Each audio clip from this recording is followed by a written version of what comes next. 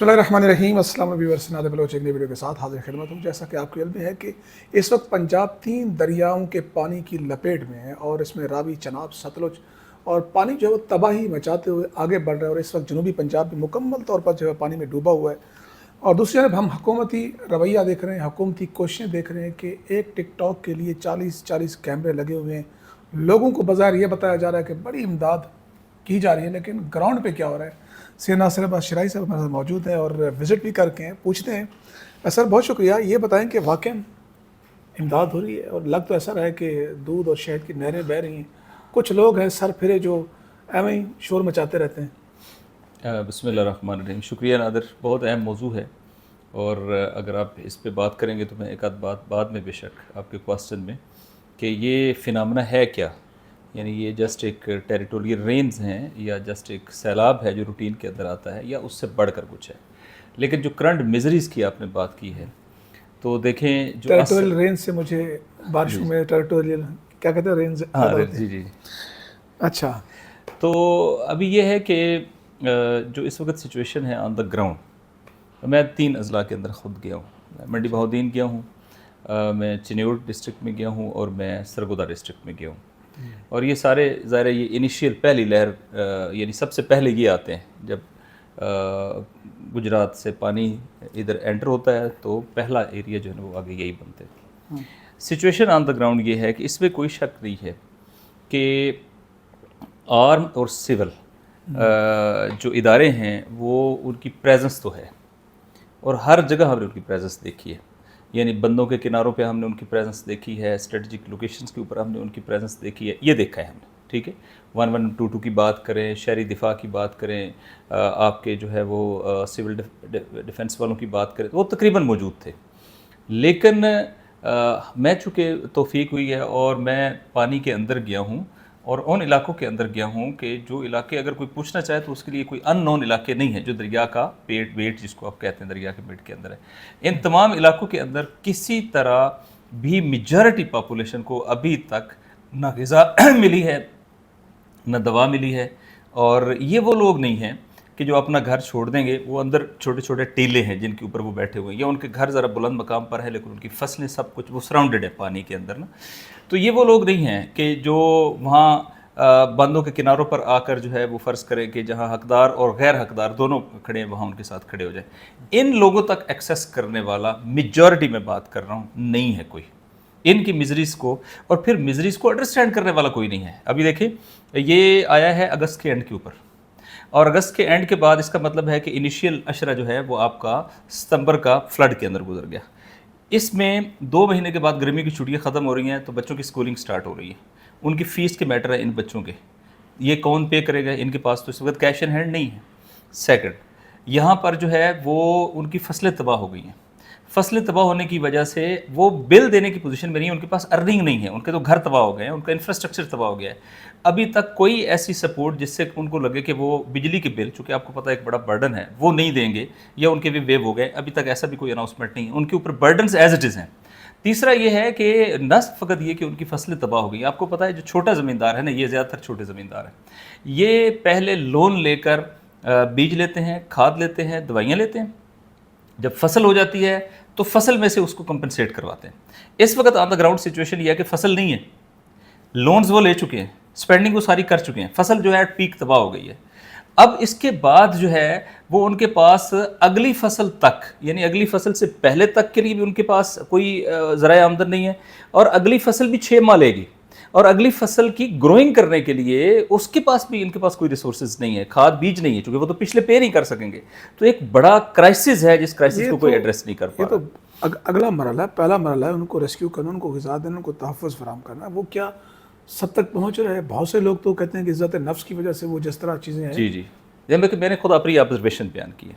मैंने ये भी महसूस किया कि वहाँ पर इनके लिए एक सेंसरशिप भी है, लोगों को बात नहीं करने दी जाती, इसलिए कि जो बाहर जहाँ पानी नहीं है, पानी की पैराफ्रीज के अंदर जो जाता है, हर बंदा जो लेके जाता है ना कोई स्पोर्ट, अब या तो उसको कश्ती मिले और वो अंदर दरिया के अंदर जाएगा या दरियाई इलाकों के अंदर जाएगा। अगर कश्ती नहीं है और वो एक बंदा है जो अपनी यानी एक दीनी ज़िम्मेदारी या इंसानी ज़िम्मेदारी ह्यूमैनिटेरियन उसकी बुनियाद के ऊपर वो आपके लिए ग़िज़ा खुराक लेके आया बैठा, वो कैसे देगा अंदर?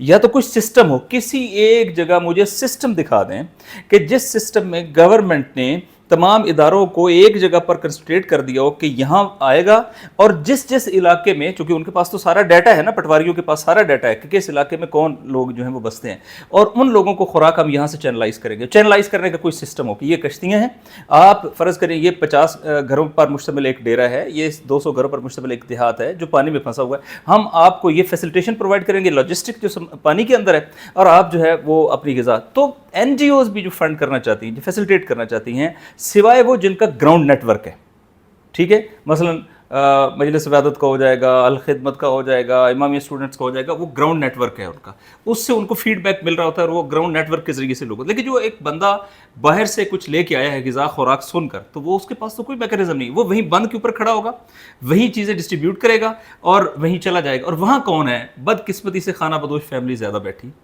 وہ وہیں سے چیزیں لیتے ہیں, اپنے جا کے جھگیوں کے اندر رکھتے ہیں, دوبارہ وہیں پہ آ کے کھڑے ہو جاتے ہیں, اور لوگ جو ہے وہ یہی سمجھتے ہیں کہ یہ خود مستحق ہیں, اور یہی لوگ ہیں وہ. یہ لوگ بڑے جو زمیندار لوگ ہیں نا, وہ 1 ایکڑ یا 2 ایکڑ کا مالک بھی اگر ہے نا, وہ بڑے ڈگنیٹی فل لوگ ہیں, یہ دینے والے لوگ ہیں, وہ کبھی بھی کسی کے اوپر ڈیپینڈنٹ نہیں رہے, ان کے پاس غذا اپنی ہے, خوراک اپنی ہے, بیسک جو زندگی کی لیونگ کی ضروریات ہے وہ ساری وہ خود اپنی زمین سے پوری کرتے ہیں. دودھ ان کے پاس اپنا ہے, گوشت ان کے پاس اپنا ہے, انڈے ان کے پاس اپنے ہیں, اور اسی طریقے سے فصلیں ان کے پاس, گندم اپنی. اب تو کچھ بھی نہیں. اب جب یہ کیفیت ہے تو ان کی ڈگنیٹی کو بھی مد نظر رکھنا ہے نا, کوئی میکنزم ایگزسٹ نہیں کرتا ہے, یہ بھی میں کلیئر کر رہا ہوں, ٹھیک ہے.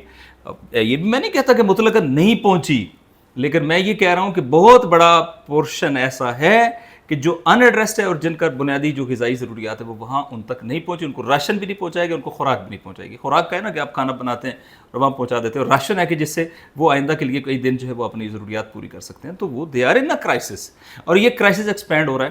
اب آپ دیکھیں, ابھی ایک کچھ اسٹریٹجک بحثیں ہیں, کٹس آپ نے کہاں لگائے اور کیوں لگائے ہیں, اور کٹس کے اندر ترجیحات آپ کی کیا تھی کیا نہیں تھی. پھر جب اس پہ بھی شکایت آتی, جی بہت بڑا مسئلہ ہے یہ.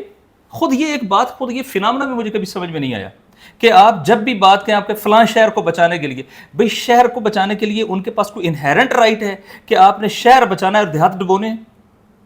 غذا خوراک تو اس دیہات کے لوگوں نے آپ کو پرووائڈ کرنی ہے, ان کو ڈبونا کیوں ہے؟ کیا اس کے لیے آپ کو کوئی میکنزم ڈیوائز نہیں کرنا؟ فلاں سٹی کو بچانے کے لیے فلاں ممکن ہے, میں آپ کو یہ بھی کہوں کہ کسی اسٹریٹجک ایسٹ کے نام پہ کسی زمیندار بڑے لینڈ لارڈ کی زمینیں بچانی مقصود ہو. تو یہ ساری چیزیں آن گراؤنڈ ہیں, اس کے اوپر کوئی نیشنل کمیشن کی ضرورت ہے. یہ سندھ میں کیوں فلڈ نہیں ہے, یہ جہلم میں کیوں فلڈ نہیں ہے, یہ فلڈ جو ہے وہ پاکستان کے جن ایریاز کے اندر اس وقت زبردست ٹیریٹوریل رینز ہوئی ہیں ان کے اندر نہیں ہے, جو سندھ کو لیڈ کرتے ہیں, مثلاً جہاں ہمالین پلیٹیو ہے وہاں نہیں ہے. یہ صرف اس خاص ایریا کے اندر کیوں ہے؟ اس کے اندر ہم انڈین ایگریشن کو کیوں مائنس کر رہے ہیں, کیوں ہم ان کو جو ہے وہ ایک لحاظ سے جسٹیفیکیشن دے رہے ہیں اور اسے ایکٹ آف نیچر صرف کہہ رہے ہیں. اس ایکٹ آف نیچر کے اندر ہمیں ہیومن ایکٹ کیوں نظر نہیں آتا ہے؟ کیا بہت سارے ڈاکومنٹس موجود نہیں ہیں جس میں انہوں نے کہا ہے کہ ہم پانی کو اکٹھا کریں گے اپنی کیپیسٹی میں اور پھر اس کو چھوڑیں گے, پھر اکٹھا کریں گے, پھر اس کو چھوڑیں گے. اگر وہاں رینز ہیں تو وہ رینز فلو آف واٹر جو ہے وہ فریکوینٹ تو نہیں ہے. یہ جو ریلے آ رہے ہیں, ریلے کیوں آ رہے ہیں؟ اس کا مطلب ہے کہیں پانی اکٹھا کیا جا رہا ہے اور پھر اس کو نکالا جا رہا ہے. اس کے خلاف آپ کے سٹیپس کہاں ہیں, اقدامات کہاں ہیں؟ تو سوالات تو اور بھی ہیں, لیکن نیچلی سطح کے اوپر اس وقت یہ ہے کہ کم از کم ابھی تک پنجاب میں 1 کروڑ کی پاپولیشن متاثر ہے.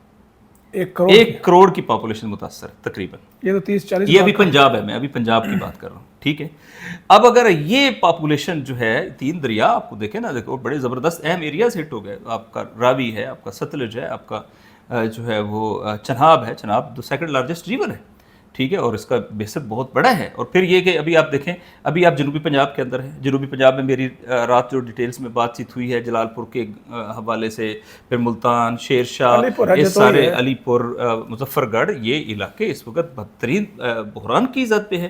اور اس طرح کا میکنزم نظر نہیں آتا ہے کہ جس طرح کا میکنزم جو ہونا چاہیے. میں کچا گرنا میں جو سرگودا کا ایک طالب والا کے نزدیک علاقہ ہے, جو بہت زیادہ شاید آپ نے نیوز میں دیکھا ہو, تو وہاں جب میں گیا ہوں تو مجھے وہاں مقامی لوگوں نے بتایا کہ ہم نے خود ڈیڈ باڈیز جو ہیں وہ مختلف جھاڑیوں کے اندر پھنسی ہوئی دیکھی ہیں. بعض کی ہم نے پولیس کو اطلاع دی ہے اور وہ لے گئے ہیں جو پیچھے سے فلو کے اندر آئی ہیں, اور پھر اس کے بعد جو ہے وہ جب دوبارہ فلو آیا ہے تو اس میں وہ باڈیز جو ہیں وہ بہہ گئی ہیں. تو اس کا مطلب یہ ہے کہ کیجویلٹیز بھی ہیں. تو کیا کمپنسیشن ہے؟ کیا میں معذرت کے ساتھ یہ کہوں گا, جس راشن کے ڈبے کے اوپر یا جس کیمپ کے اوپر وہ ایک خاص زنانہ تصویر نہیں ہے، بس اس کو فنکشنل ہونے کی اجازت نہیں ہے، اس کو آگے جانے کی اجازت نہیں ہے. بعض جگہوں پہ یہ سچویشن ہے.